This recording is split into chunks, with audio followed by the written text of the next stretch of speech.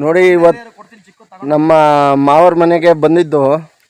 ಇವತ್ತು ಈ ಪರಿಸರ ತುಂಬ ಚೆನ್ನಾಗಿದೆ. ಗಿರಿಯಿಂದ ಸ್ವಲ್ಪ ಕೆಳಗಿದೆ ನೋಡಿ, ಇಲ್ಲೆಲ್ಲ ತುಂಬ ಚೆನ್ನಾಗಿದೆ ಪರಿಸರ. ಒಬ್ಬ ನಮ್ಮ ಮಾವನ ಮಗ ಇದ್ದಾನೆ, ತುಂಬ ಕಷ್ಟ ದೊಡ್ಡ ಚಾನಲಲ್ಲಿದ್ದ, ಬಂದು ಈಗ ಅವನದೇ ಸ್ವಂತವಾದ ಚಾನಲ್ ಮಾಡಿದ್ದಾನೆ. ತುಂಬ ಚೆನ್ನಾಗಿ ಹೋಗ್ತಾ ಇದೆ. ನಿಮಗೆ ಯಾಕೆ ಇದು ಹೇಳ್ತಾ ಇದ್ದೀನಿ ಅಂದರೆ ತೋರಿಸ್ಬೇಕು ಅನ್ನಿಸ್ತು. ನಾನು ಹೊಸ್ದಾಗಿ ಮಾಡ್ತಾಯಿದ್ದೀನಿ. ಹಾಗಾಗಿ ಒಬ್ಬ ಸಾಧನೆ ಮಾಡೋರು ಹೆಂಗೆ ಬೇಕಾದ್ರೂ ಮಾಡ್ಬೋದು. ಅಶ್ವಮೇಧ ಯೂಟ್ಯೂಬ್ ಚಾನಲ್ ಅಂತ ಮಾಡಿದ್ದಾನೆ.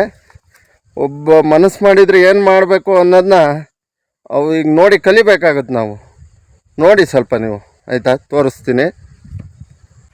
ಹಾಯ್ ನಮಸ್ಕಾರ. ನಾನು ವಿಡಿಯೋ ಮಾಡ್ತಿರೋರು ನಮ್ಮ ಬಾಬಾ ಅಶ್ವಥ್ ಅಂತ. ನಾನು ಅಶ್ವದ್ವಿತ್ ಆದರೆ ಅವರು ಅಶ್ವಥ್ ಅಂತ. ಅವರು ಬೇಕ್ರಿಯಲ್ಲಿ ಕೆಲಸ ಮಾಡ್ತಿದ್ದಾರೆ. ಬೇಕ್ರಿಯಲ್ಲಿ ಎಲ್ಲ ಕೆಲಸವನ್ನು ಬಲ್ಲವ. ಈಗ ನಾನೆಲ್ಲ ಮಾಡೋದು ನೋಡ್ಬಿಟ್ಟು ಬವಾ ನಂಗೊಂದು ಮಾಡಿಕೊಡು ಬವಾ ಯೂಟ್ಯೂಬ್ ಚಾನಲ್ ಅಂತಂದರು. ಅದಕ್ಕೆ ಫಸ್ಟ್ ವೀಡಿಯೋ ಇದೇ ಮಾಡಿಸ್ತಾ ಇದ್ದೀನಿ. ನಮ್ಮ ಬಾವಂಗೆ ಎಲ್ಲರೂ ಕೂಡ ಸಪೋರ್ಟ್ ಮಾಡಿ. ಇವಾಗ ಒಂದು ವಿಡಿಯೋ ಕಂಟೆಂಟ್ ನಾನು ಮಾಡ್ತೀನಿ.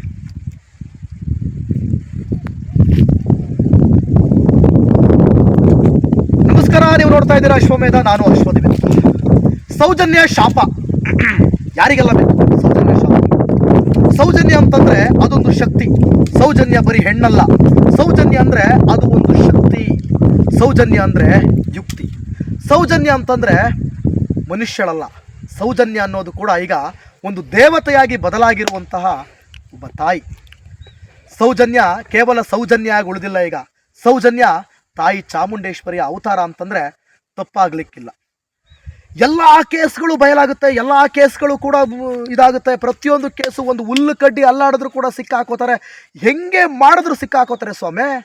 ಆದರೆ ಸೌಜನ್ಯ ಮಾತ್ರ, ಸೌಜನ್ಯ ಕೇಸ್ ಅನ್ನೋದಿದೆಯಲ್ಲ, ಇದ್ರಲ್ಲ ಈ ವ್ಯಾಘ್ರರು, ಅವ್ರು ಯಾರು ಕೂಡ ಸಿಕ್ಕಾಕೊಳ್ಳೋದಿಲ್ಲ. ಯಾರು ಕೂಡ ಸಿಕ್ಕಾಕೊಳ್ಳಿಲ್ಲ. ಸಿಕ್ಕಾಕೊಳ್ಳೋದು ಇಲ್ಲ. ಸಿಕ್ಕಾಕೊಂಡಿಲ್ಲ. ಸಿಕ್ಕಾಕೊಳ್ಳೋದು ಇಲ್ಲ. ಯಾಕೆ ಹೇಳಿ? ಯಾಕೆ ಅಂತಂದರೆ ಅದಕ್ಕೆ. ಯಾಕೆ? ಅದಕ್ಕೆ. ಆಯಿತಾ? ಆದರೆ ಒಂದು ಮಾತಿದೆ ಅಲ್ಲ, ಕಾನೂನಿಗಿಂತ ಮೀರಿದ್ದು ಒಂದು ಶಕ್ತಿ ಇದೆ. ಕಾನೂನಿಗಿಂತ ಮೀರಿದ್ದು ಮಾನವೀಯತೆ. ಆ ಮಾನವೀಯತೆ ಅನ್ನುವಂಥದ್ದು ಅಥವಾ ಕಾನೂನಿಗಿಂತ ಮೀರಿದ್ದು ಅಥವಾ ವಿಜ್ಞಾನಕ್ಕಿಂತ ಮೀರಿದ್ದು ಅಂದರೆ ಆ ಭಗವಂತ ಮಾತ್ರ.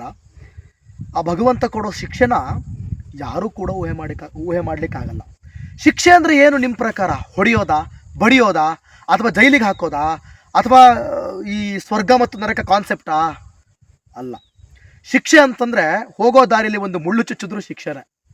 ಶಿಕ್ಷೆ ಅಂತಂದರೆ ಯಾವುದೋ ದುಃಖದಿಂದ ಕಣ್ಣೀರು ಹಾಕಿದ್ರೂ ಕೂಡ ಒಂದು ಶಿಕ್ಷೆನೇ. ದುಃಖ ಆದರೂ ಶಿಕ್ಷೆನೇ. ಆಯಿತಾ? ಮೈಕೈ ನೋವಾದರೂ ಶಿಕ್ಷೆನೇ. ಆರೋಗ್ಯ ತಪ್ಪಿದ್ರೂ ಶಿಕ್ಷೆನೇ. ಕೊರಗಿದ್ರೂ ಶಿಕ್ಷೆನೇ. ಚಿಂತೆ ಮಾಡಿದ್ರೂ ಶಿಕ್ಷೆನೇ. ಇವು ಕೂಡ ಈ ಭಗವಂತ ಕೊಡುವಂಥ ಶಿಕ್ಷೆಗಳು ಇವು. ತಪ್ಪಿತಸ್ಥ ಯಾರು ಸಿಗಾಕೊಂಡಿಲ್ಲ ಗೊತ್ತಾ? ಆತ ಅನುಭವಿಸ್ತಿರೋ ಶಿಕ್ಷೆ ಯಾವುದು ಗೊತ್ತಾ? ಚಿಂತೆ, ಟೆನ್ಷನ್ಸ್. ಅಯ್ಯೋ ಏನಾಗುತ್ತೋ, ಮುಂದೇನಾಗುತ್ತೋ, ಅವಾಗ ಸಿಕ್ಕಾಕೊಂಡ್ಬಿಡ್ತೀವ, ಇವಾಗ ಸಿಕ್ಕಾಕೊಂಡ್ಬಿಡ್ತೀವ, ಇವ್ರು ಯಾರೋ ಕೆಣಕ್ತಾ ಇದ್ದಾರೆ, ಇನ್ಯಾರೋ ತೆಗಿತಾ ಇದ್ದಾರೆ. ಅದು ಕೂಡ ಒಂದು ಶಿಕ್ಷೆ. ಆಮೇಲೆ ಅಷ್ಟೇ ಅಲ್ಲ, ಮೂರ್ಖಾಸಿಗೆ ಮರ್ಯಾದೆ ಹರಾಜಾಗುತ್ತಲ್ಲ, ಅದನ್ನೂ ಕೂಡ ಶಿಕ್ಷೆ ಅಂತ, ಭಗವಂತ ನೀಡೋ ಶಿಕ್ಷೆ ಅಂತ ನಾವು ಹೇಳ್ತೀವಿ. ಉದಾಹರಣೆಗೆ ವೀಕ್ಷಕರೇ, ಚಿಕ್ಕಮಂಗ್ಳೂರಲ್ಲಿ ಮೆಡಿಕಲ್ ಕಾಲೇಜಿಂದ ಒಂದು ಕೇಸ್ ಮಾಡಿದೆ ನಾನು. ನಿಮಗೆಲ್ಲರಿಗೂ ಕೂಡ ಬಹುಶಃ ಗೊತ್ತಿರ್ಬೋದು. ಗೊತ್ತಿದ್ರೆ ಎಸ್ ಅಂತ ಕಮೆಂಟ್ ಮಾಡಿ. ಮೆಡಿಕಲ್ ಕಾಲೇಜಿನ ಒಂದು ಪ್ರಕರಣ. ಸುರಭಿ ಅನ್ನೋ ಹುಡುಗಿಗೆ ಗಂಗಾಧರ್ ಅನ್ನೋ ಒಬ್ಬ ಡಾಕ್ಟರ್ ಮೆಸೇಜ್ ಮಾಡಿರ್ತಾನೆ. ಈಗ ಕಾನೂನಿನ ಮುಖಾಂತರ ಹೋದರೆ ಆತನಿಗೆ ಬೇಲ್ ಸಿಗುತ್ತೆ. ಆತನ ಪ್ರಕರಣ ಮೋಸ್ಟ್ಲಿ ಹೈಕೋರ್ಟಲ್ಲಿ ಕ್ವಾಶ್ ಕೂಡ ಆಗ್ಬೋದು. ಆದರೆ ಅವನಿಗೆ ಶಿಕ್ಷೆ ಆಗಲಿಲ್ವಲ್ಲ. ಹೆಂಗೆ ನೀವು ಶಿಕ್ಷೆ ಕೊಡಿಸಿದ್ರಿ, ನೀವು ಏನು ನ್ಯಾಯ ಕೊಡಿಸಿದ್ರಿ ಅಂತ ನೀವು ನನ್ನ ಕೇಳೋದಾದರೆ 100% ನಾನು ಸುರಭಿಗೆ ನ್ಯಾಯ ಕೊಡಿಸಿದ್ದೀನಿ. ಹೆಂಗೆ ಅಂತ ಹೇಳ್ತೀರಾ? ನಾವು ಮಾಡಿದ್ವಲ್ಲ, ಗಂಗಾಧರ್ ಅಂತ ಹೆಸರು ತೊಗೊಂಡ್ವಲ್ಲ, ಗಂಗಾಧರ್ ಕಾಲೇಜಿಂದ ಸಸ್ಪೆಂಡ್ ಆದ್ನಲ್ಲ, ಕೇಸ್ ಆದಾಗ ತಲೆಮರೆಸ್ಕೊಂಡಲ್ಲ, ಎಸ್ಕೇಪ್ ಆದ್ನಲ್ಲ. ನೋಡಿ ತುಂಬ ಚೆನ್ನಾಗಿದೆ. ಇದು ದೇವರಮ್ಮನ ಬೆಟ್ಟ. ಇಲ್ಲಿಂದ ನಮ್ಮವ್ರ ಮನೆಯಿಂದ ಕೆಳಗಡೆ ಕಾಣುತ್ತೆ. ತುಂಬ ಸೊಗಸಾಗಿದೆ. ಮೊಬೈಲ್ ಸ್ವಲ್ಪ ಹಳೆ ಫೋನು, ಹಾಗಾಗಿ ಕ್ಲಿಯರ್ ಇಲ್ಲ. ತೋಟ ಜಮೀನು ಎಲ್ಲ ನೋಡಿ ತುಂಬ ಚೆನ್ನಾಗಿದೆ.